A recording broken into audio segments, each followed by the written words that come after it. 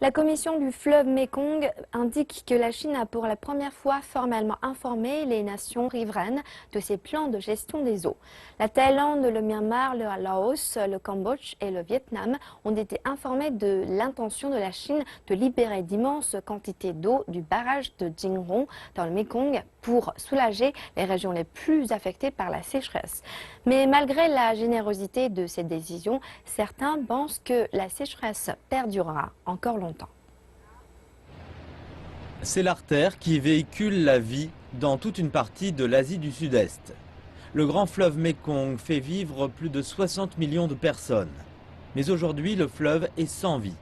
La sécheresse a fait baisser son niveau de façon dramatique et la vie est menacée le long de ses berges. Comme au Laos, le pays le plus pauvre de la région. 80% de sa population vit de la terre, la plupart cultivant le riz.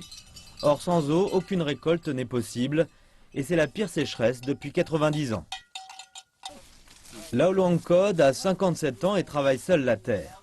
Elle compte chaque année sur 2 récoltes de riz. Cette année, elle n'en aura qu'une. Et si la pluie ne vient pas, elle n'aura plus rien.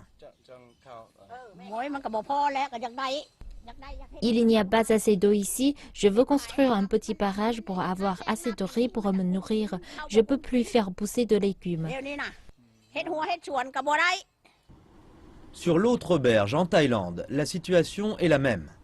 Là où s'étendaient de vertes rizières, la terre est sèche et poussiéreuse.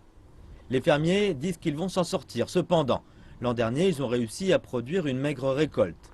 Mais si la saison des pluies n'arrive pas en juillet, les choses vont se révéler très difficiles. Le gouvernement thaïlandais a lancé un plan d'urgence la semaine dernière. De grandes quantités d'eau ont été pompées à partir du Mékong vers les rizières. Mais la mesure ne peut avoir qu'un effet temporaire. Certains scientifiques disent que le royaume est prisonnier d'un cycle de sécheresse et d'inondation. La gestion de l'eau est un très gros problème parce qu'il en faut toujours. Nous essayons d'en stocker dans de petits barrages, mais quand la sécheresse frappe, ces barrages deviennent des obstacles.